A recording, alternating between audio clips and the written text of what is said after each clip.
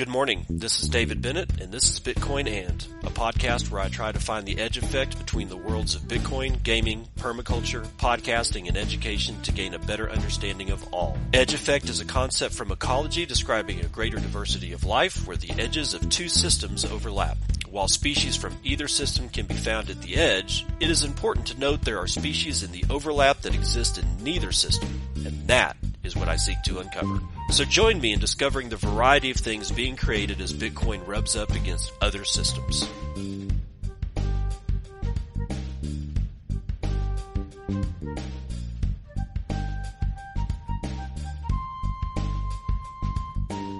It is 9:30 a.m. on the dot, Pacific Daylight Time. It is the 23rd day of October 2024. This is episode, it's a palindrome episode, 979 of Bitcoin, and the Circle P is open for business. And today I bring you the Leathermint at theleathermint.com. That is theleathermint.com. Do you need a wallet?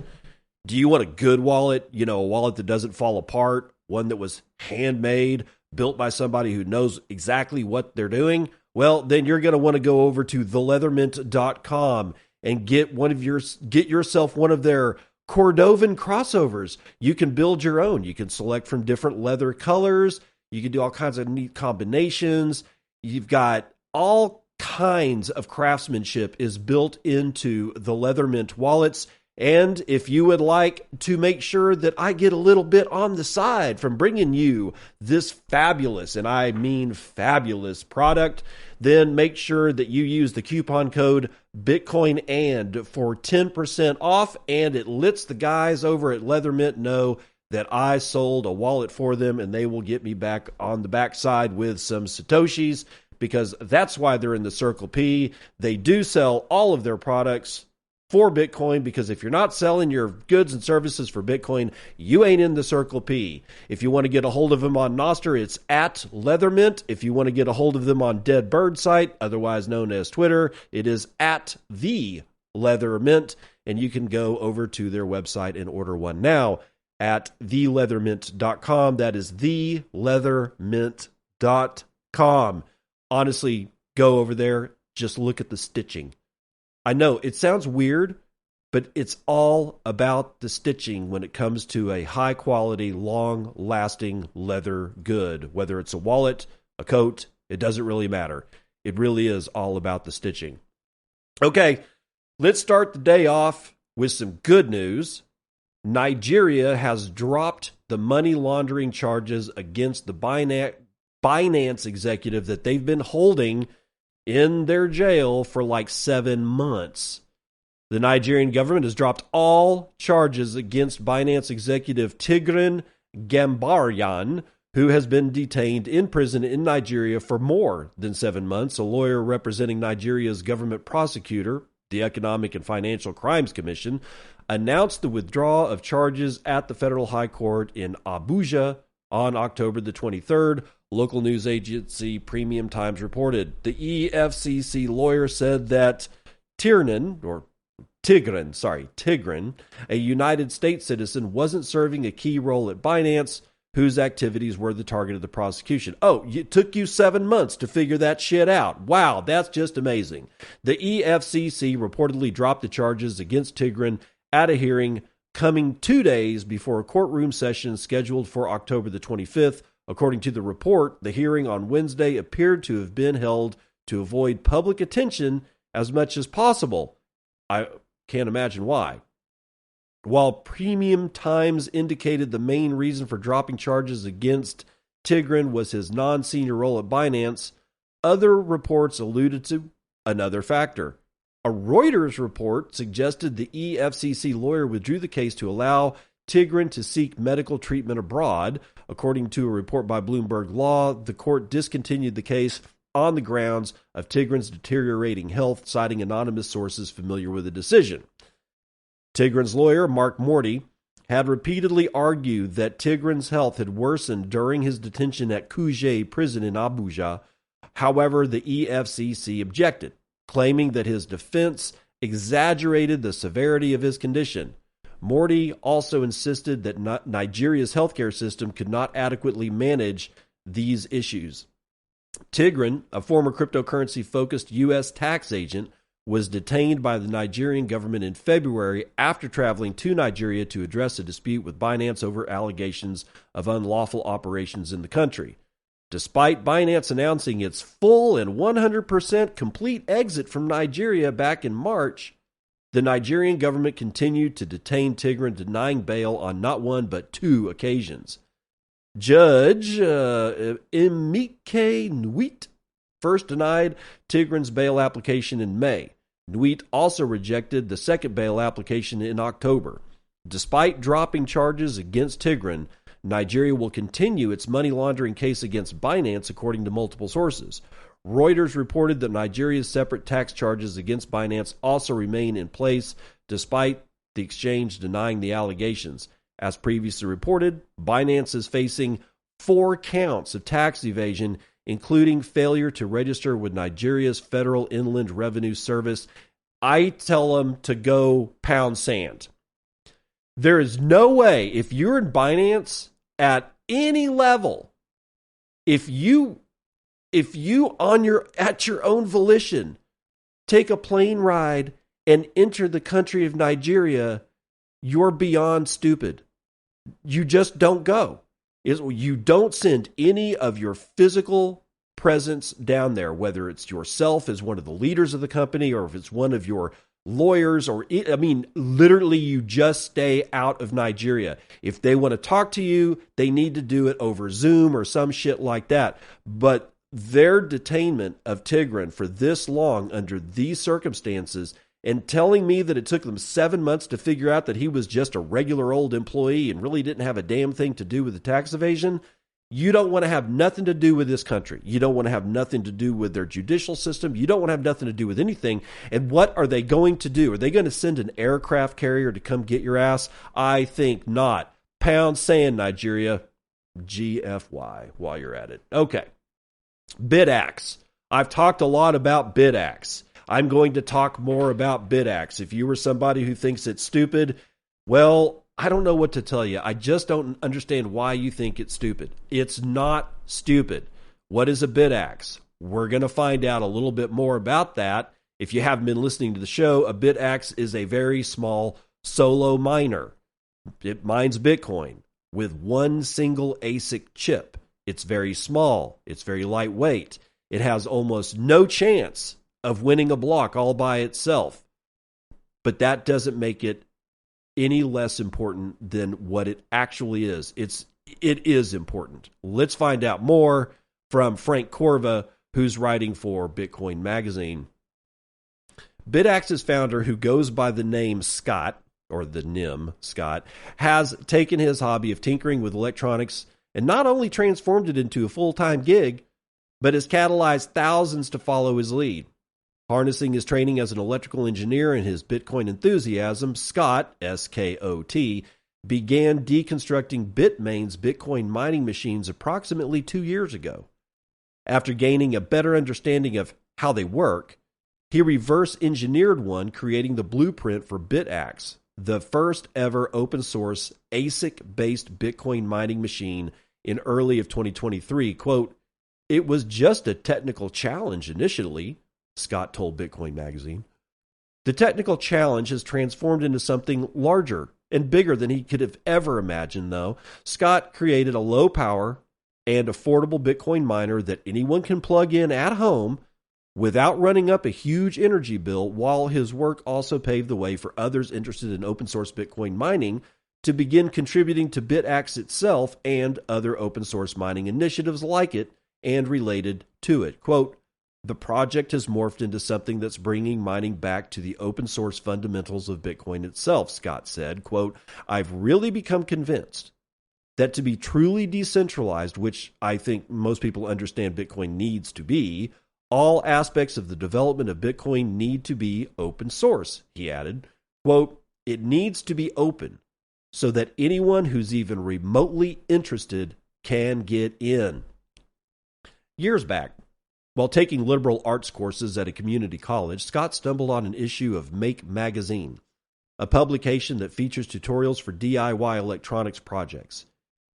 A switch flipped inside of him as he perused the magazine. He completed a degree as an electrical engineer and then co-founded a design consultancy for Internet of Things related products, which he ran for 10 years.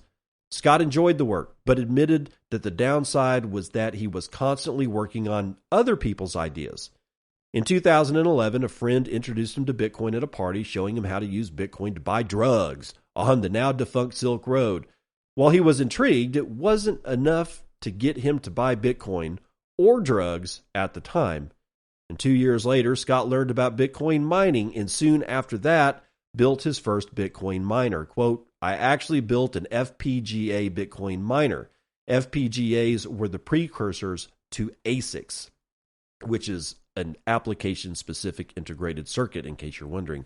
FPGA miners were designed with open source code, making it easy for Scott to figure out how to construct one.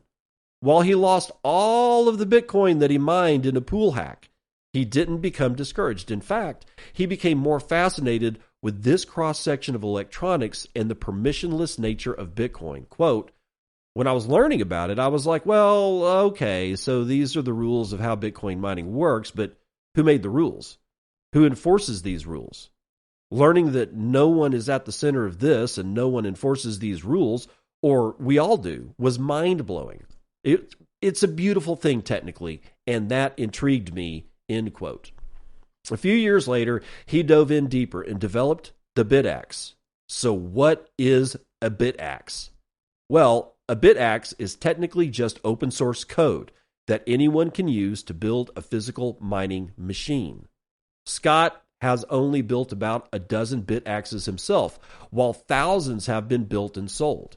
Anyone can build and sell Bitaxes under its open source license. The circuit board for physical Bitaxes isn't much bigger than a credit card, while the device's fan protrudes out about 3 centimeters from the board. The machine runs on a 5-volt power source and connects to the internet over Wi-Fi. Users interface with Bitaxes via their personal computer or phone. The device uses between 12 and 18 watts of electricity, which is comparable to an iPad charger. Running a Bitaxe full-time should only increase users' energy bill by a few dollars per month, but this varies obviously based on jurisdiction. And it costs less than what running a Bitcoin node costs to run. Pausing to remind you, I do run a full Bitcoin node. I haven't really actually noticed any increase or in my electricity bill, honestly. It's, of course, then again, I'm in Eastern Washington, and quite a bit of our electricity in Washington State is generated by hydro, so it's like 4 cents per megawatt hour or something like that. Or kilowatt hour. It's really cheap. It's cheap electricity. Anyway, quote, my hope is that by decentralizing the number of brains that are operating these things, that enough people will make different decisions. If we can exponentially increase the number of different brains and all the crazy ways they think, I think they will pick different pools. Bringing more of these brains in was part of Scott's motivation creating Bitaxe, which I'll touch more on in a moment. While another part of his motivation was simply to bring a new kind of Bitcoin mining machine to the market. Most Bitcoin mining equipment is built for the major players in the industry. Quote, 99.9% of the Bitcoin mining hardware that's out there is specifically designed for being used in an on-grid data center. They're all designed to be plugged into the grid and operate at full power 24/7 on industrial power lines, said Scott. Scott explained that while this is great for industrial miners who tend to point their hash power at the big mining pools, it does very little for the Bitcoin enthusiast who simply wants to contribute to the hash rate. He also shared that ASIC chips aren't currently sold independently, not like they used to be anyway, of Bitcoin Bitmain miners, and that it's difficult to understand how these chips work because the machines in which they operate are designed with closed source code. Quote, we have essentially just one chip maker right now when it really comes down to it, and that's Bitmain, said Scott. They're really far ahead of the pack, and I don't think that advantage that they have is going to last forever. I think some of these chip makers hold on. I think some of these other chip makers will come up, end quote. While Scott is patiently awaiting on the ASIC chip that Jack Dorsey's block is developing, which will be able to be used in any mining device, he continues to work on open sourcing the Bitcoin mining stack so that it's easier to compete on the ASIC market. Quote, let's open source as much of that stack as we can because, like we saw with the internet, random people can do cool stuff in their garages that sometimes turns into a market standard, end quote. And he should know, as he created a new standard in Bitcoin mining in his figurative garage with the Bitaxe just over a year and a half ago, which has led many others to follow his lead. Quote, I've been doing it for about a year and a half and it's growing exponentially. My goal is to keep up this exponential growth, end quote. After receiving a grant from OpenSats early this year, Scott has been able to focus full-time on Bitaxe and the community that's formed around the project. Quote, when I first started this, I met some random person on Bitcoin Talk who was like, I'm going to start a Discord group and it's going to be called Open Source Miners United. You should come and check it out, end quote. Start this Discord group the gentleman did. And now it has over 4,000 members, all of whom share ideas for how to further Bitaxe and the broader open source mining movement. But Open Source Miners United has become even bigger than just a group in which people share ideas. Quote, it's been set up so that anyone who wants to contribute to the Bitaxe project can do so, whether it's a random person who wants to donate or the manufacturers of Bitaxe that contribute back to the project, explains Scott. OSMU has this fund, and that's the Open Source Miners United. OSMU has this fund, this treasury now that's growing because we're selling lots of Bitaxes, and we're providing small grants to other people working on open source mining. Scott also shared that for every Bitaxe sold, $5 is donated to OSMU, which helps to financially support both himself and OSMU grant recipients. He stressed in a follow-up email that this practice is totally optional and that he is very appreciative of the manufacturers that choose to do this. The Bitaxe and open source mining movement has taken on a life of its own, according to Scott. That is, Scott doesn't necessarily feel that he's at the center of it anymore. It's become decentralized. And while he's excited about the pace at which the movement is growing, he's still grounded and mission-focused.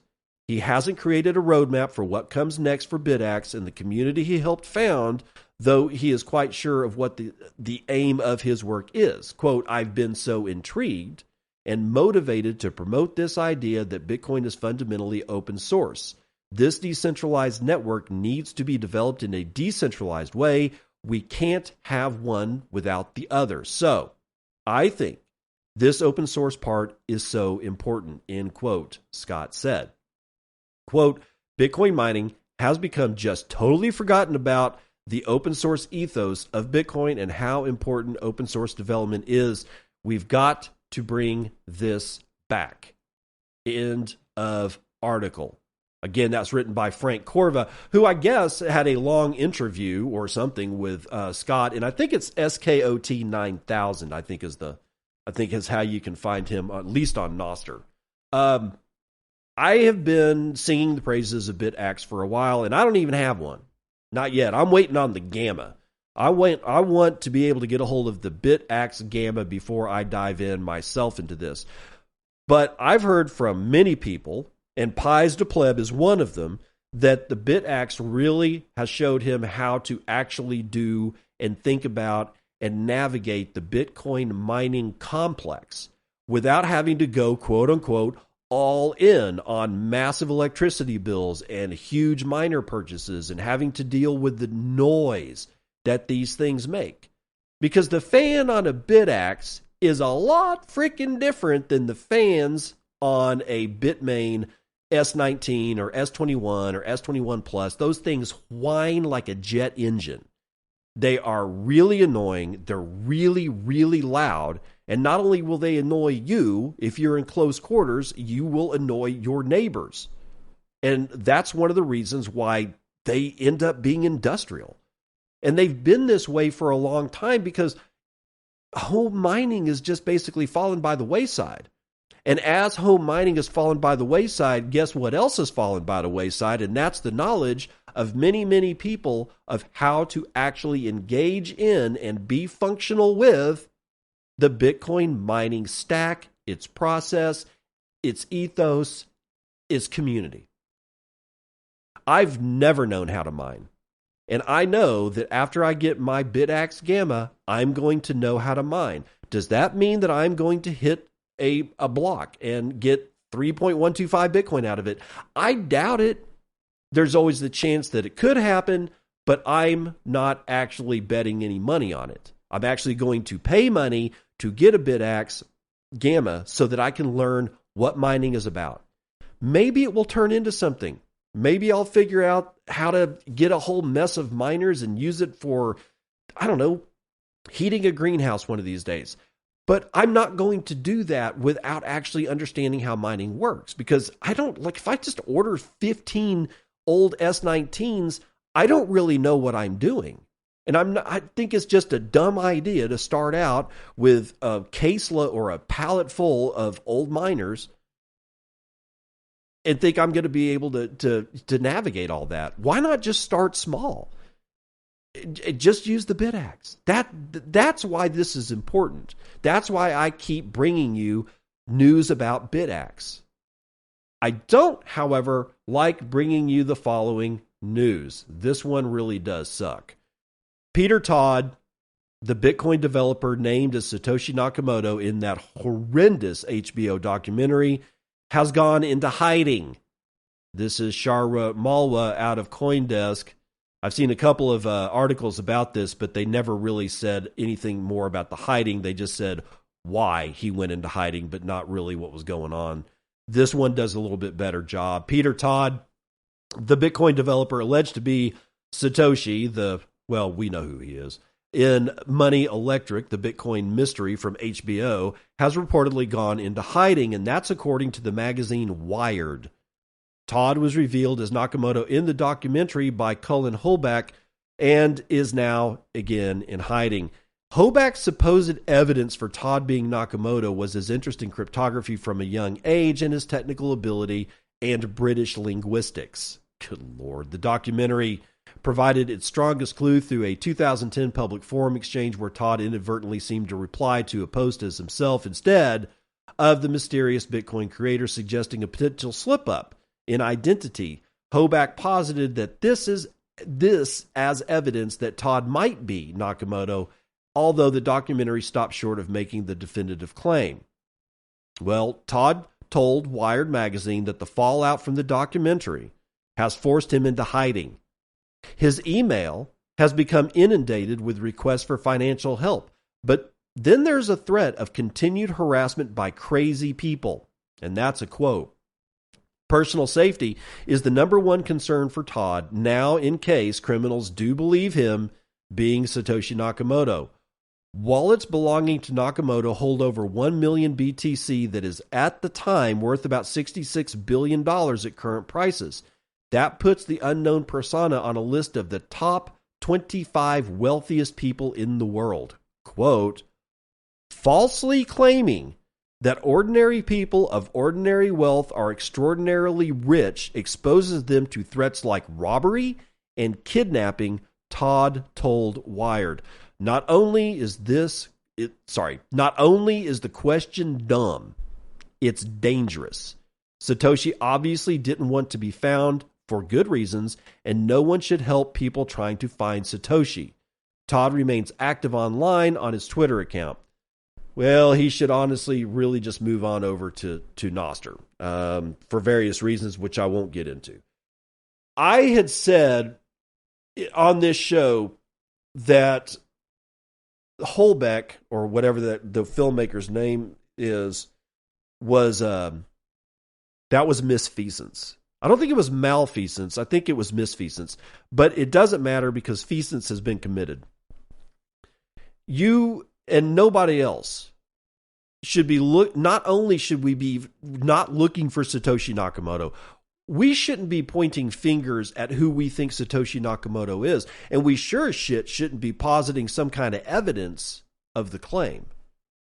I knew something like this was going to happen to Todd. I knew Peter was going to have to figure out a way to somehow or another get out of this mess, somehow prove that he's not Satoshi Nakamoto, but there's no way to prove a negative. From a logical standpoint, it doesn't matter what it is. There's no way to prove a negative. At least in this particular circumstances. I suppose that if I have a receipt that from my credit card that says that I was in Wisconsin buying gas when I have to prove that I wasn't in Arizona because a crime was committed, yeah, sure, I guess I can use that to quote unquote prove a negative, but I can't prove that I'm not somebody else. I can't do that. There are things that are just impossible to prove a negative. And Peter Todd has found himself in a world of shit. And as much as I just kind of loathe the fact that the United States and Canada and the West is basically highly litigious and anybody will sue anybody else at the drop of a freaking hat, I think that Peter Todd should sue the living shit out of HBO and name the filmmaker personally so that he never does this kind of crap again. He knowingly put Peter Todd into danger. You'd have to be an idiot to think that everything was just going to be fine after you suggested on a platform as large as HBO, with as media hyped as this HBO documentary was, that everything was going to be fine for Peter Todd. No. There's no human in their right mind that would have ever actually thought that. This is a horrendous turn of events for Peter Todd. I just hope that he can get his life back, and I hope one of his first steps is to become a billionaire by suing the living crap out of HBO. They should never have released that documentary that without editing it, without forcing the director to edit the entire part of Peter Todd being Satoshi Nakamoto out. You can't do this to people. People have lives to live, and they can't do it this way. All right, Vitalik Buterin, I know, but it's not what you think. Well, we're going to talk about his Vitalik's thought that Michael Saylor is, well, batshit insane for his custody comments. But first, I want to read this from Lynn Alden. And it's entitled 101 on How Gold Was Confiscated.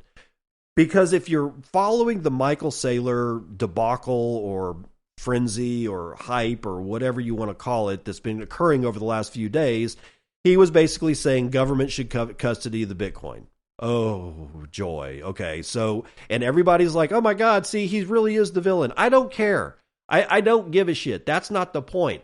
But I did say either yesterday or Monday, I did make mention of the confiscation of gold. The 1930s or whatever, Executive Order 6102. Well, Lynn has got some good thoughts on this, and I want to read this note that she posted on Nostr. It says, you had to turn it in for dollars by a deadline prior to dollar devaluation.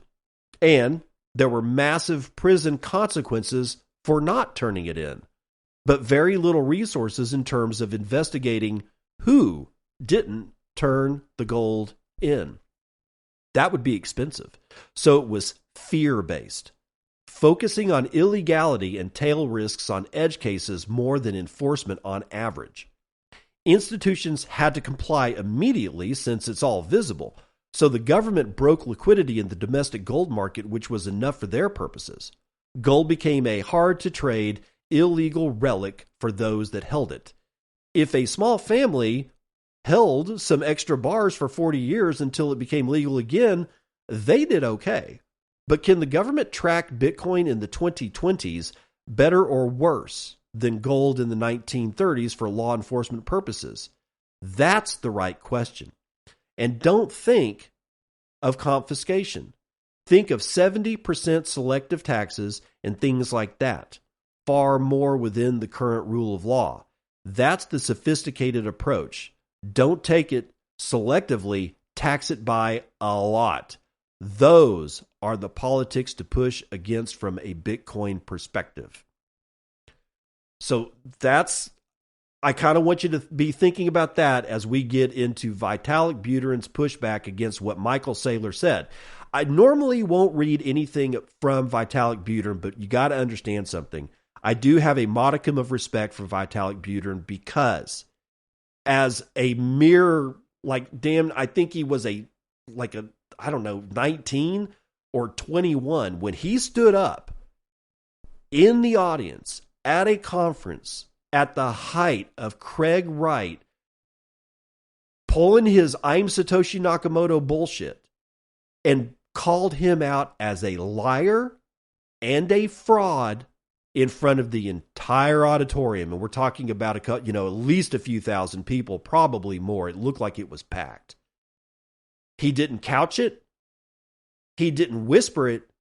He made sure everybody knew that it was Vitalik Buterin because he stood up out of his chair, pointed at Craig Wright, and said, I don't even know why you're here. I don't know how you got invited to this. You are a liar and you are a fraud. And from that perspective, I have a modicum of respect for Vitalik Buterin. I don't like Ethereum. I think it's an entire shitcoin. I think it's going to get people into mondo amounts of financial trouble, but respect where respect is due. So let's see what Vitalik has to say about Michael Saylor's latest insanity. By the way, this is out of Decrypt, written by Adrian Zmunsky. Ethereum co-founder Vitalik Buterin has openly criticized Michael Saylor's recent remarks on Bitcoin self-custody. During a recent interview, Saylor was asked whether leaving Bitcoin custody to large banks and third-party entities poses a centralization risk with the potential for government seizure of individuals' crypto holdings. The MicroStrategy co-founder responded that when Bitcoin is held by, quote, paranoid crypto anarchists, end quote, who do not acknowledge government regulations, the risk of seizure increases. This is that 6102. This is that gold seizure stuff that Lynn Alden, that I was telling you about right before this. Now, Buterin disagreed in a subsequent tweet. Quote, I'll happily say that I think Saylor's comments are batshit insane, he wrote, adding that Saylor, quote, seems to be explicitly arguing for a regulatory capture approach to protecting crypto, end quote. The Ethereum co-founder also added that such an approach does not align with the core principles of cryptocurrency. Self-custody is the process of retaining control over one's private keys. You've probably heard it. Not your keys, not your coins. But because this approach involves a degree of inconvenience and risk, because keys can be lost or stolen with no redress, some users instead turn to third-party custody. This involves an independent custodian controlling the private keys to a wallet where the user's crypto is held. The risks associated with third-party custody are often summarized by saying, not your keys, not your coins, meaning that the third party has full control over the assets and could, in theory, either freeze or appropriate them or be pressured into doing so by authorities. Buterin was responding to a tweet by Jameson Lopp, cypherpunk and co-founder of Bitcoin self-custody platform Casa Hodl, who shared his perspective on self-custody. Lopp emphasized that self-custody is essential, not just for individual Bitcoin holders, but for the network's overall health. Quote, self-custody is important for the continued strengthening and improvement of the entire network, he said. Lopp explained how centralizing coins in a few wallets increases systemic risk of loss and seizure and disenfranchises users from running full nodes or trading forks. He also claimed that it would decrease deployment incentives since institutions don't care about more advanced cryptographic features and permissionless scaling gets deprioritized because we just scale via trusted third parties, end quote. While Saylor seemingly disagrees, the movement for crypto self-custody is seemingly seeing renewed impetus ever since the collapse of the FTX crypto exchange in 2022. Back in May, Oklahoma of all states became the first U.S. state to pass a law protecting the right to self-custody Bitcoin. As executive chair of MicroStrategy, Saylor has pursued an aggressive strategy of acquiring Bitcoin for the company's treasury, and the company now holds over 1% of the Bitcoin that will ever be mined, with a dollar value of around $16 billion. Earlier this month, Saylor outlined MicroStrategy's plan to shift from being a software company to what he called a Bitcoin bank with a potential $1 trillion valuation by issuing securities backed by Bitcoin. And they're not the only one. MetaPlanet raised another 10 billion yen to buy some more Bitcoin, but I'm not going to do that one today. I'm going to wait till somebody writes a good brief about that one. So while this story is a little bit more lopsided on the lop side, get it? Lop is a little bit lopsided. That's the joke for the day, I guess. I still have a respect for Vitalik when it comes to stuff like this. When he gets out of his fantasy land of Ethereum and comes back to actual reality, he's actually a pretty smart dude. And he also has no problem calling out what many Bitcoiners suggest as being the new Bitcoin Jesus or Bitcoin Apostle 2.0 or something like that. I don't give a shit. I mean, the man is batshit crazy, but then again, he built himself into a billionaire. I have respect for Michael Saylor too. Do I agree with his stance on Bitcoin custody? Absolutely freaking not. Do I believe that that was a complete thought by Michael Saylor? Absolutely not. I think he was talking about himself, MicroStrategy. I think he is so entrenched in the legacy finance and the rules in which that game is played that he can't see any other way out. I do not think that he was really talking about me. I don't think Michael Saylor was saying that individuals should not self-custody. I think he was more coming at it from the standpoint of his position, which is very much different than plebs out there on the streets that have a few 100,000, million, 100 million Satoshis, depending on where you are on the size of fish scale. Are you a shrimp, a crab, or a whale, or a killer whale? I don't give a shit. Right? That doesn't mean that I'm excusing Michael Saylor for being kind of a moron when it comes to self-custody. Of all the people that are in a position to change the legacy financial paradigm, it's going to be people like Michael Saylor, yet he's folding like a cheap suit, and he just wants to kiss regulatory ass. Hey, if he wants to be that way, that's his imperative. That's his prerogative. He can do whatever the hell he wants, but it's not going to affect me. So you will say, well, when they 6102 Bitcoin, what are you going to do? I'm not going to turn my Bitcoin in. I've already lost it in several different boating accidents. There's no way that they can prove a negative. They cannot prove the statement, I do not have Bitcoin, is false. Now, if I were to say I've never owned Bitcoin, that shit they can prove to be false, because I have indeed bought KYC'd Bitcoin on exchanges under my identity on several occasions. I will never be able to stand up in a court of law in the United States and safely say I have never owned Bitcoin, because they can prove that I have. But what they cannot do is prove that I would be saying a falsehood if I said I do not hold any Bitcoin at this time. I have no ability to move any Bitcoin right now. Therefore, because I can't vector the Bitcoin, then I don't have control over the Bitcoin. So therefore, I don't own any Bitcoin. They cannot prove that to be false. They could even say, we still see that there's this wallet here that's got some Bitcoin in it, and we know you sold some of that to Cash App and that you converted that into cash and that it went into your bank account. That's your Bitcoin. How do I control it? Well, let's see your keys. Surely you have the private keys. No, I do not. Oh, well, we can prove that you actually have the private keys. How?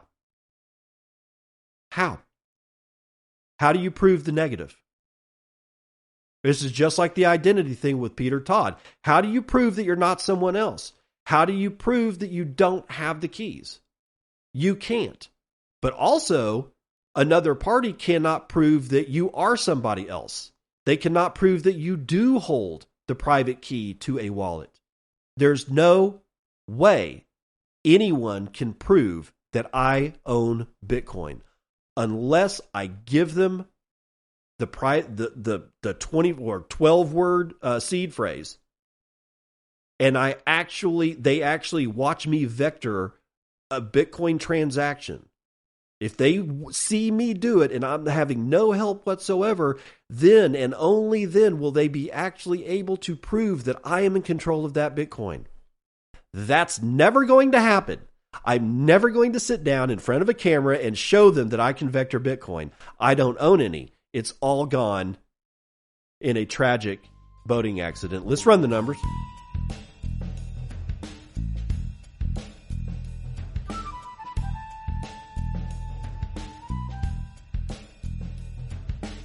CNBC Futures and Commodities. Everything is red today. Oil down 1.63% to $70.57. Brent North Sea is down 1.63 as well to $74.74. Natural gas is down a half point. Gasoline itself is down almost 2 points, back to $2.03 a gallon. Why is everything in the red? As far as energy is concerned, everything's in the red because amazingly, after the Chinese stimulus of yesterday, the EIA came out with their report on how much crude oil are in reserves in the United States, and it was a fabulously large number, magically, because what happens to Harris's, like whatever string Harris is hanging on to be president, the Biden administration is going to look awfully bad if oil prices go up to $90 a barrel under their watch right before the election. What I'm seeing is electioneering in the form of keeping oil prices down. I think this is false. I really do. Gold, however, was doing well earlier, but it is now down itself a full point, back down to $2,733.20, while silver is down 3.5 points, platinum is down 1 point, as is copper, and palladium is down 1.5 points. However, everything in ag is in the green today, except for the loser of the day, chocolate, 2.5% to the downside. The biggest winner today is sugar, 2.8% to the upside. Live cattle down 1/4, but lean hogs are up just over 1 point. Feeder cattle are down just under 1 point. The Dow is down almost a full percent. Excuse me. The S&P is down almost 1 full percent.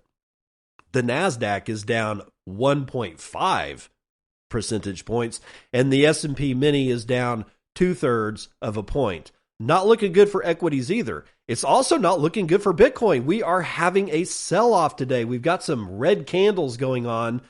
Don't know why. I haven't seen anything other than this custody talk about and 6102 shit. I don't think that that's it. I think people are taking profit after 7 full days of inflows, positive net inflows into the Bitcoin ETFs. We're seeing a negative outflow today of something like 79 billion or something like this, or I can't, no, $79 million or something like that. But it's brought the price of Bitcoin down to $65,590. That is now a $1.3 trillion market cap. And we can no longer get 24, but almost. We can get 23.9 ounces of shiny metal rocks with our one Bitcoin, of which there are 19,771,755.5 of, and average fees per block are kind of high, but not terrible. 0.16 BTC in fees on average on a per block basis, and there are 111 blocks. That's a row of sticks carrying 208,000 unconfirmed transactions waiting to clear at 20 Satoshis per VByte. High priority, low priority, going to get you in at 17. And the hash rate is at 724.6 exahashes per second. From yesterday's episode, Shaking the Tree, that was episode 978 of Bitcoin And, I've got Dark with 2,121 sats, says, Daniel, your shaking the tree thesis on the bullshit ECB white paper and the Minnesota Fed's statement about BTC is on point. Great take. Dark, you did not have to pay me another 2,121 sats to make the correction that I'm not Daniel, but David. Yes, he actually writes asterisk David is a correction. I do appreciate it, though. Pies to Play with 2,100 says, thank you, sir, no thank you. God's Death with 537, thank you, sir, no thank you. And user 11556842 with 500 says, anarchy. No Bueno LTI says, it's important to also ignore polls. And this, he's paid me 100 sats, by the way. Zero chance that is accurate to begin with. Anyone under 35 doesn't answer phone calls or takes part in polls. I don't believe there is any way to accurately predict elections at this scale, as there is no real representative sample any longer. Perhaps there never was. Polls are garbage through and through. Yeah, I tend to agree with you there, sir. No Bueno LTI with another 100 says, also, the name is No Bueno LTI, as in not good, less than ideal. Well, that's the weather report.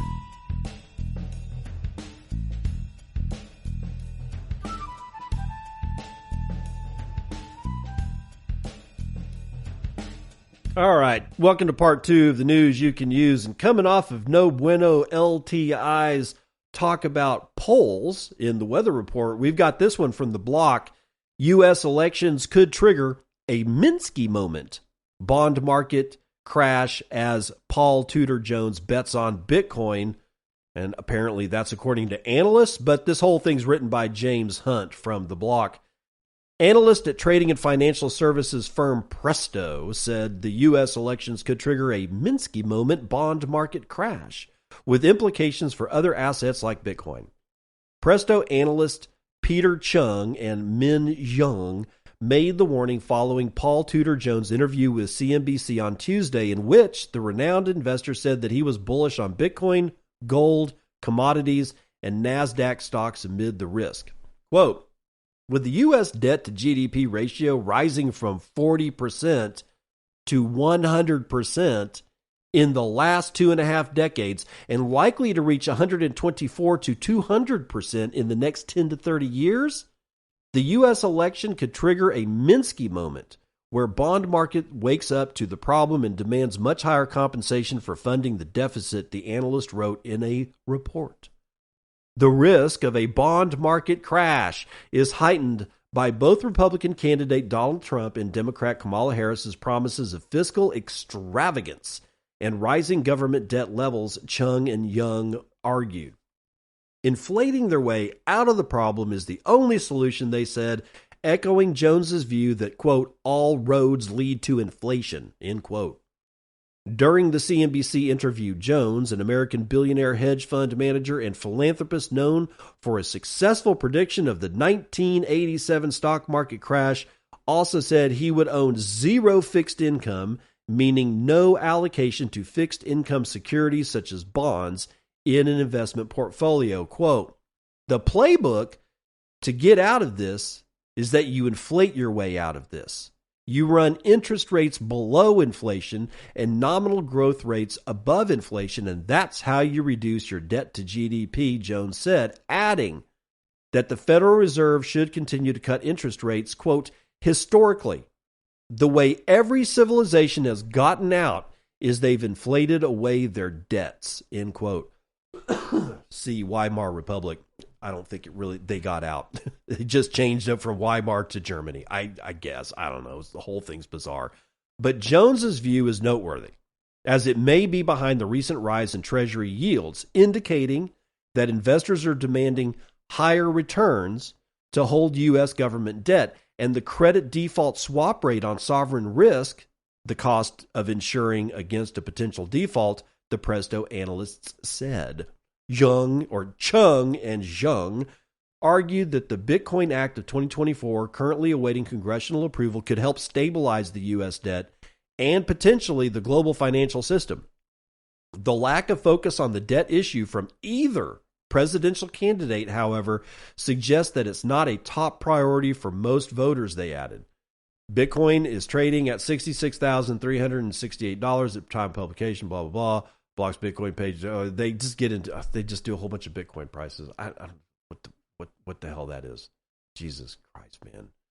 I don't understand why we're about to test the upper bound of the wedge on that price wedge that I've got on a chart that we just broke out of a few days ago, and here we are again. Everything is crazy. I want this election to be done. I'm tired of the text messages that I have to report as junk. I'm sick of getting phone calls all the time that I just don't answer because I know it's going to be electioneering. I need this all to go away. Thankfully, we're just a couple of weeks away from this most important election of all time, and we can get on with our lives that don't include pandering to politicians, which I believe should all be thrown in the river and floated downstream over a waterfall, hopefully to crash on rocks below. I'm sorry, did I say that shit out loud? Well, let me say this one out loud. River introduces BTC yield on USD deposits. Oh, where does the yield come from? Maybe we'll find out. And by the way, this is nobsbitcoin.com. Bitcoin financial services firm River has teamed up with Lead Bank to launch Bitcoin interest on cash products, allowing users to earn Bitcoin or USD interest on their cash deposits. Quote, today at River, we're announcing interest on cash. Now, US dollars in your River account will earn 3.8% paid in Bitcoin. That means more money for the things you care about, announced River. Lead Bank is a member of the FDIC, meaning that user deposits are protected up to the value of $250,000. Good luck on getting it back if we have a crash. According to River, Bitcoin interest on cash represents a significant shift in how individuals can manage their savings by combining the best of both fiat and Bitcoin worlds. In a world where traditional savings accounts are unable to fully protect your wealth, Bitcoin interest on cash offers a new path forward. By combining the predictability of cash with the opportunity of Bitcoin, we're empowering you to take control of your financial future and earn more money for the things that matter, said Alex Leishman, CEO of River. Quote, most people still need dollars in their daily lives. The real challenge is holding those dollars while still getting ahead. And that's where Bitcoin interest on cash comes in. River protects your assets with FDIC-insured cash up to $250,000 and Bitcoin that is always held in full reserve, said the firm. So here are the features. A 3.8% interest on cash, which can be paid in either Bitcoin or cash. Deposits are FDIC insured up to $250,000. There are no hidden fees or minimums. That's important. User cash can be withdrawn at any time, and that's important. And Bitcoin is held in full reserve custody with proof of reserves. This I don't like. If you're going to give me interest payments, then I need a payout schedule that I'm able to program so that I can say, look, if I've got so much interest accrued in the form of Bitcoin on River, then every quarter I want that dumped into this wallet address that is under my key, my custody, my sovereignty. That's the thing that I don't like about this the most. The second thing that I don't like about this the most is the question, where does the yield come from? Is Lead Bank loaning this cash out? Are they making car loans and auto loans and motorcycle loans? Are they making house loans and condominium loans and small business loans? I don't know where the yield comes from, Mr. Leishman. And that worries me because that shit has been what's been getting us into trouble on many, many different occasions. See BlockFi and its spectacular dissolution during the FTX, Alameda, and the rest of that bullshit that happened 2022, 2023. I don't know where the yield's coming from. However, I will say this. I mean, I want to be fair because I think that they're good Joes, I think they're good Bitcoiners. Just because I'm concerned, because I've heard something that I don't necessarily cotton to, doesn't mean that I automatically start hating Alex Leishman and River. That's not the case. Because what I do like is this. If I'm getting 3.8% interest in cash on my cash deposits, that is never going to be higher than inflation. Sure. Oh, well, David, inflation's at 2.7%. Even if it's at 3, you're making 0.8%. No, that CPI, that is bullshit. It is bullshit.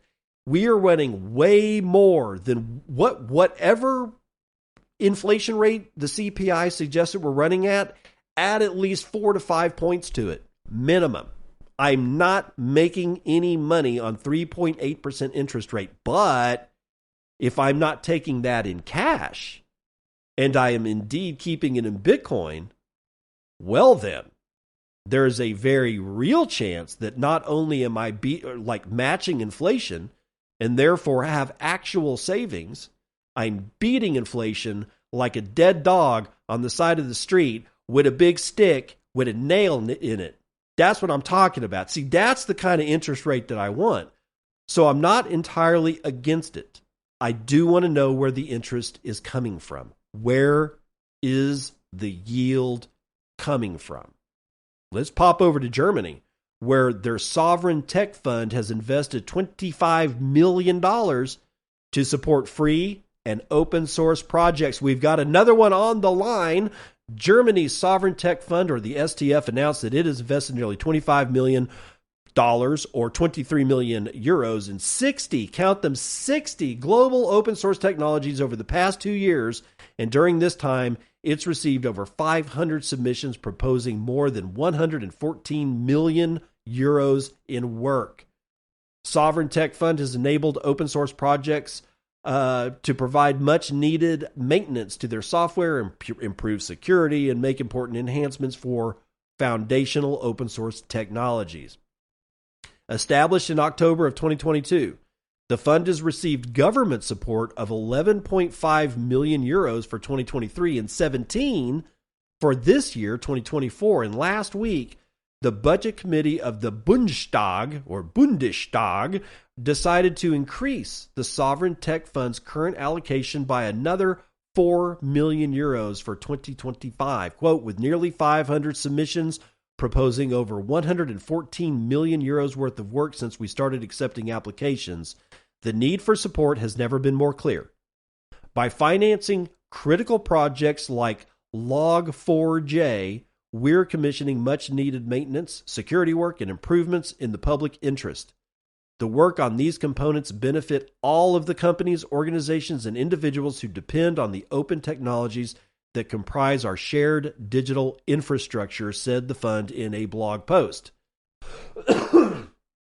Projects that have received investments include FreeBSD, Mamba, Samba, PHP, GNOME, Reproducible Builds, G4tran, Systemd, FFmpeg, GStreamer, Log4j, Drupal, Fortran. Why are you funding Fortran? Oh my God, it's like an ancient language. It's like fucking Latin. Nobody speaks it anymore. Oh my God. Anyway, they have a complete list of supported projects that can be found at sovereigntechfund.de/tech. Okay, so the STF also initiated the Bug Resilience Program aimed at bolstering the resilience of open source software. This includes services like technical debt management, security audits, and a bug bounty platform to address vulnerabilities. In August, the fund announced the Fellowship for Maintainers initiative, which will support up to 5 maintainers of critical open source components for a full year, focusing on work that's hard to quantify for funding applications. Quote, over the last year, we've made much progress towards becoming an independent and permanent organization, working closely with SPRIND, SPRIND, a German federal agency for disruptive innovation, and our partners at German Ministry of Economic Affairs and Climate Action, oh God, which funds us, as was stated in the blog. Learn more about the general state of open source project funding in this presentation by Kara Sowles-DeLoss, Open Source Program Manager at GitHub. So more and more we are seeing open source projects, whether they're Bitcoin or Nostr or, well, what was it? I mean, some of these are really great programs. The PHP, GNOME, G4tran, Systemd, FFmpeg, GStreamer, Drupal. I mean, a lot of people hate Drupal, but a lot of people love Drupal. And I'm not going to get into what it is, but I'm just saying that these are all open source projects. Open source is the only way that we're moving into the future. We are leaving the corporations and the walled gardens behind, and even governments seem to understand where this is going, at least Germany. And I'm honestly shocked. I'm shocked that gambling is going on in here. No, I'm shocked that the German government is actually doing this. I kind of figured that the German government has been basically acting like a bunch of authoritarians and totalitarians for so long that they wouldn't even consider giving any money at all to something that can pull the teeth from their power structure. But here we are. And speaking of, Tor browser version 14.0 has been released, Firefox ESR 128, new circuit option for Android, and more. The Tor browser is a privacy-focused web browser available for desktop and mobile platforms. 14.0 is out. It's based on Firefox ESR 128 with enhanced privacy protections and bug fixes. The new version also comes with the new circuit option for Android to refresh your connection, and legacy platforms support until March of 2025. Quote, "We overcame many other technical challenges that you can read about in Morgan's series of blog posts chronicling the team's progress with Tor Browser Alpha and some other stuff. Additionally, it packages a series of improvements to the usability and compatibility of fingerprinting protections, thus enabling useful features like picture-in-picture, screenshots, and more." Quote, "As part of this process, we've also completed our annual ESR transition audit, where we reviewed and addressed over 200 Bugzilla issues for changes in Firefox that may negatively affect the privacy and security of Tor browser users. Our final report from this audit is now available in the Tor browser spec repository on our GitLab instance added to the project. Donations to the Tor project, which was up to $300,000, will be matched 1-to-1 until the end of the year, courtesy of Power Up Privacy." So, Tor browser the new one has been released. If you are a Tor browser user, you might want to go check that shit out. Now, Bitbox 10.2024 Lugano update has been released. Sending to silent payments and mini tap script is apparently involved. The Bitbox Lugano update for Bitbox 02 hardware signer version 9.21 and Bitbox app version 4.45 enables payments to silent payment addresses and implements mini tap script. We're excited to announce that Bitbox 02 is now the first hardware wallet to support sending to silent payment addresses. This means that Bitbox 02 users can now send Bitcoin to the same silent payment address multiple times without the sender losing privacy and eliminating the need to constantly generate new addresses. This update also introduces mini tap script, merging Taproot's privacy and efficiency with mini script's capabilities. Quote, "It's perfect for creating more complex wallet setups like inheritance planning, while keeping transactions smaller and more private," said the firm. Users will soon be able to use Bitbox 02 with wallets like Liana once a software update enabling mini tap script is released in a few weeks, according to the blog post. They've added support for sending to silent payment addresses, and we already kind of knew about that one. And that's about it. So that's the end of the list for the day. What are we at on the Bitcoin price? We're at 65,803. So there's still selling pressure on the backside of this day. I think, in fact, it is now 10:34 a.m. Pacific Daylight Time. I like going to day and night world map, and you can find that at timeanddate.com. That's timeanddate.com. And here's the issue.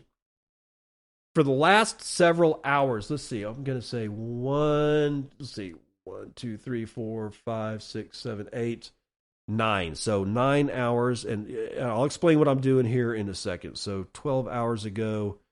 Okay, so 9, I'll say minus, let's add an hour to that, an hour to that, an hour to that. Okay, so this sell-off started while most of the population of China was awake. This is important, and I'm getting this by looking at this day and night world map, by putting in times, knowing what my time is versus what the time of GMT is. I can get a sense of where the sun is shining on this globe, and that means who the hell is actually awake to be able to execute trades. Obviously, there are automated trades, but generally speaking, I still think that it makes sense to find out who is awake and who is asleep when you start getting price slides on whatever it is that you're interested in. In this case, it's Bitcoin. So it looks like the Chinese were aware that we were going down in price on Bitcoin by the time they went to sleep. So where are they right now? They are in the midst of pure darkness. So the question becomes, were enough people in China already out of their positions that they wanted to be out of on Bitcoin by the time they went to sleep? Or are we going to have a whole bunch of Chinese citizens wake up in the next 6 hours and go, oh, fuck, and start selling off their Bitcoin? Just honestly, guys, be prepared. Be like, just, I don't get it. I don't understand at this point why everybody is like, there was nothing but a sea of red on my trading view. All legacy markets. The oil markets were in red. Gold was starting to do poorly. Everything was, the only thing that wasn't red was gold's price against Bitcoin. That was the only green thing. And I've got like 25 or 20 indicators up on my trading view, and everything is sucking swamp water. This is why we really need to pray that the election is over with. I don't care who wins. I do. I do care if Trump wins, that he holds true to his promise and gets Ross Ulbricht out of jail. That's all. That is the only thing that at this point, that's the only thing I care about, is somebody to get this poor person out of jail. He needs this. He needs to get out. And is it like, would you sacrifice the whole world for one person? I don't know. Would you sacrifice the whole world for being able to shine a light on the Western judicial system that is more in tune with keeping itself safe and in power? Yeah, you goddamn right I would. Because as long as these assholes are out there being able to put anybody in jail for any reason, even at unreasonable lengths of time that will destroy their lives, then yes. If we can just look at, if Trump gets elected and he does what he says he's going to do, and day one Ross Ulbricht gets released, we can shine a light. That will be another flashlight on this pissant judicial system of the West that is owned and controlled by the rich.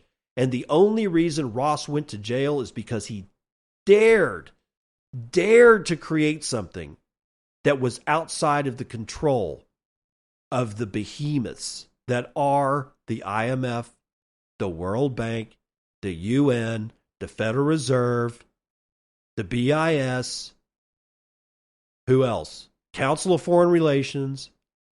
All of these people, the club that you don't belong to, they are the ones that have done this to Ross, either through direct messaging to the judicial system, or the judicial system is just, they've been given their marching orders for so long ago that every time they come up with something like a Ross Ulbricht, they know exactly how to act, they know exactly what to do, and they know exactly how to destroy this person's life to sow fear into the rest of the citizenry of the world.